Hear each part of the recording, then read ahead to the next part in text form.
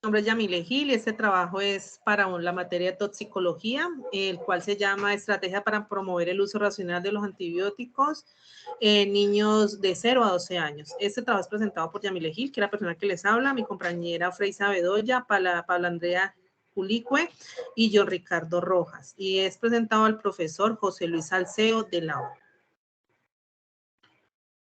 Propósitos de la estrategia. El propósito de esta estrategia es educar principalmente a los padres, acudientes o tutores de los niños menores de 12 años sobre el uso adecuado de los antibióticos, teniendo en cuenta de la no automedicación y de que el tratamiento se realice totalmente como lo indica la posología que el médico indicó.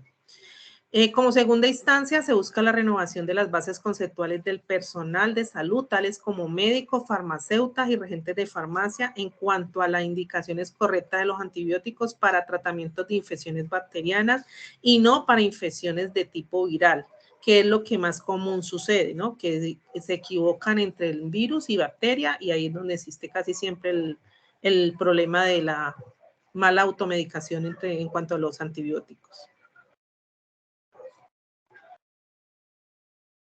¿Qué es y para qué sirven los antibióticos? Los antibióticos son fármacos que se utilizan para combatir las infecciones causadas por bacterias. No funcionan, no son efectivos y no hacen ningún efecto sobre los virus. Solo se debe usar si un médico profesional lo ha recetado adecuadamente, siguiendo al pie de la letra las indicaciones del tratamiento. Continúa la compañera Paula. Muy buenas tardes. El tema que me corresponde exponer es qué son los virus y las bacterias. Definición de bacteria. Son organismos unicelulares que obtienen sus nutrientes del ambiente en el que viven. Estas pueden causar problemas como, por ejemplo, las caries, las infecciones del tracto urinario, del oído y la faringitis.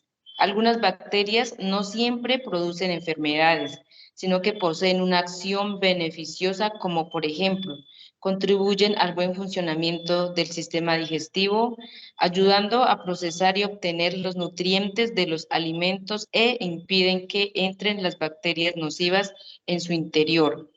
De igual forma, algunos tipos de bacterias son utilizados para fabricar medicamentos o vacunas.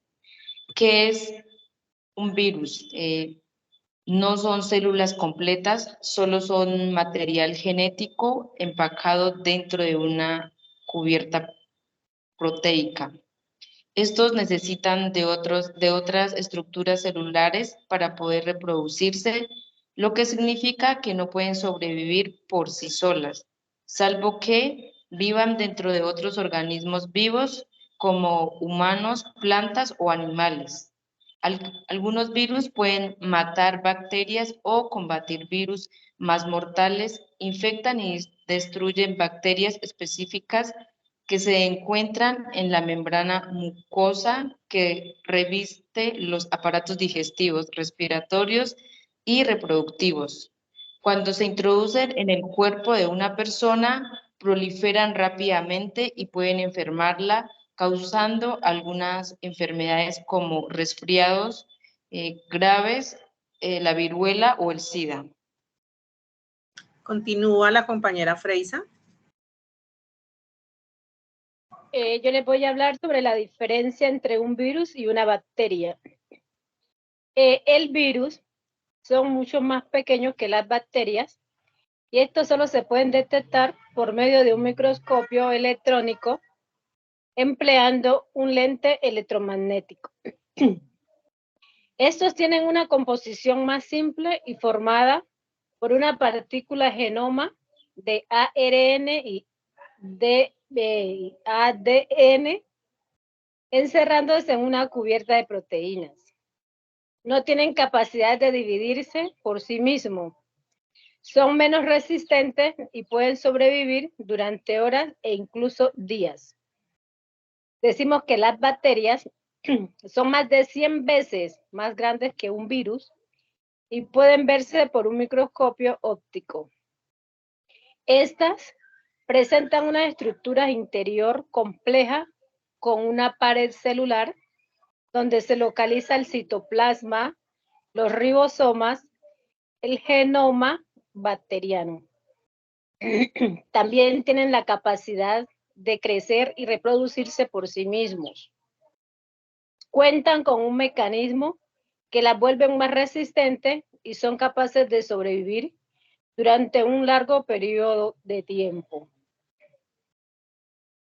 La diferencia entre un virus y una bacteria a la hora de realizar un tratamiento. Se dice que el virus en los antibióticos no son eficaces contra el virus, o sea, no los mata. Además, se puede suponer un riesgo grave para el paciente, ya que puede provocar resistencias bacterianas. Sirven para atacar determinados virus y sea que se han desarrollado medicamentos antivirales ante las infecciones causadas por virus que son tan patógenos, pero no se encuentran con un tratamiento eficaz.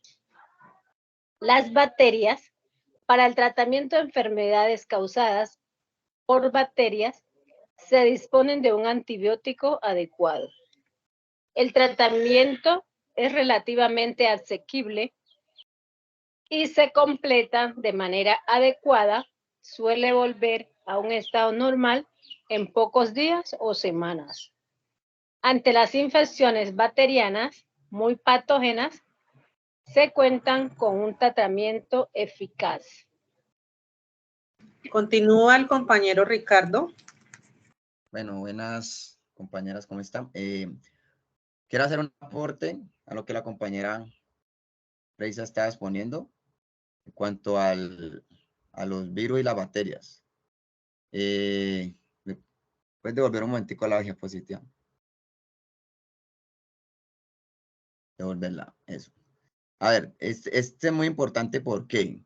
Porque, digamos, sí tenemos que tener muy claro la diferencia entre un virus y una bacteria, ya que, digamos, hay personas que llegan a la farmacia con una llaguita en la boca, con un herpes interno o un herpes externo y piden, digamos, una cefalecina, una diclofenac, que ya son antibióticos para matar bacterias, ¿ya? No son antibióticos específicos para combatir virus. Entonces ahí es donde digamos, se entra como en un error en esa parte. Los virus hacer algo, o sea, hacer un problema viral, hay que combatirlo ya con otra clase de medicamento, como son, digamos, el aciclovir, el valaciclovir, ya, que son tratamientos distintos a los tratamientos para problemas infecciosos, ya que se trata con antibióticos de amplio espectro, como la dicloxacilina, la cefalecina, la amoxicilina más ácido clavulánico, etcétera. Bueno, entonces, eso es como algún aporte que quería hacer en esa parte. Ahora sí, seguimos. Otro punto importante son los efectos adversos y tóxicos de los antibióticos en niños de 0 a 12 años o niños menores de 12 años.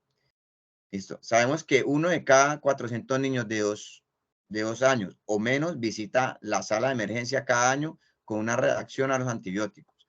Por eso es importante conocer los efectos adversos y tóxicos de los antibióticos en niños. Ese punto es muy importante. ¿Por qué? Porque, digamos, en el momento de suministrar o que ya el niño ya está en la casa, el médico ya le ha formulado, cualquier persona le puede suministrar el medicamento al niño. Puede ser la mamá, el papá, un tío, un hermano, bueno, entonces, ¿sí me entiende? Entonces, esa parte hay que tenerla clara y es importante que la tengan clara el núcleo familiar, porque cualquiera puede darle el medicamento al niño y se lo puede suministrar mal. Listo. Niños que fueron llevados a emergencias por experimentar efectos adversos a los antibióticos presentaron efectos adversos tales como alergias a dichos antibióticos que van desde condiciones graves como la anafilaxia hasta erupciones leves. Los efectos secundarios de los antibióticos que no se debieron a reacciones alérgicas fueron, por lo general, diarrea, dermatitis del pañal en niños pequeños y problemas gastrointestinales como náuseas, vómito, diarrea y dolor abdominal en niños mayores. Bueno, ¿cómo debo suministrar un antibiótico a un niño? Estos de los que yo les hablaba que es demasiado importante.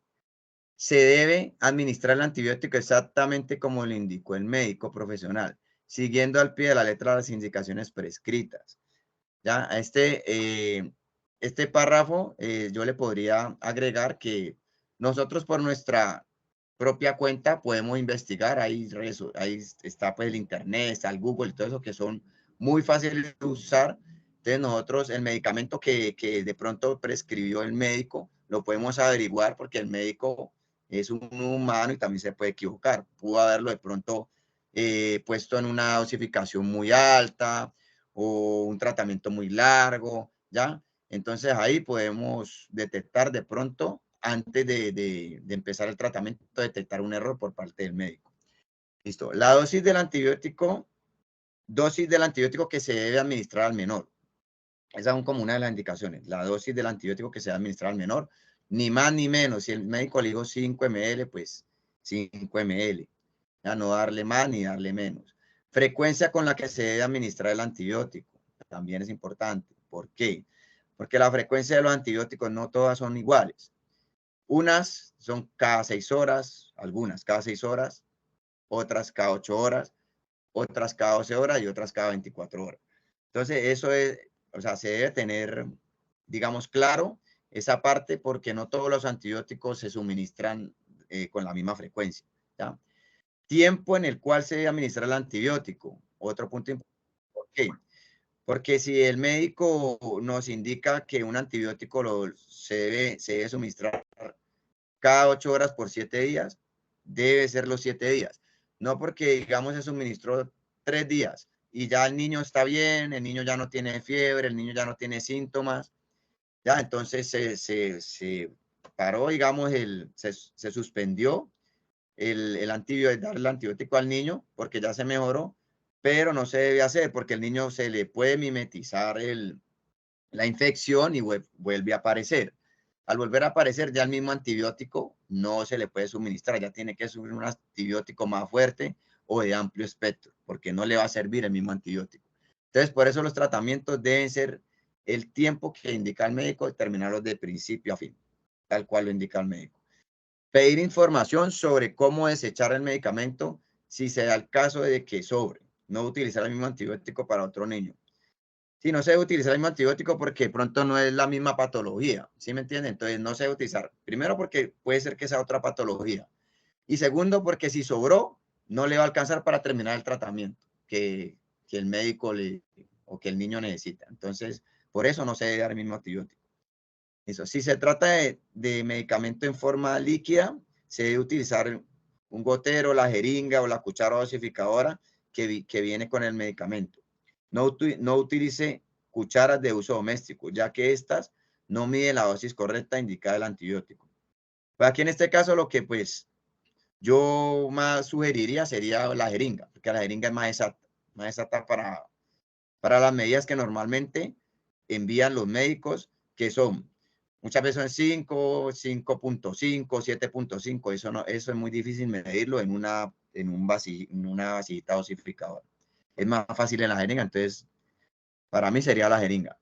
De igual forma, se puede consultar más información con el farmacéutico si se tiene dudas cómo administrar el antibiótico o si no entiende la receta que el médico.